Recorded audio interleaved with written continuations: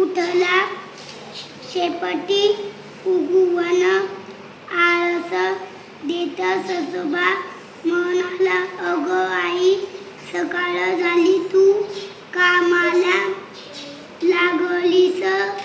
खाऊ आणायला बाबा बागेत गेले तरी अजून सूर्य कसा नाही उगवला,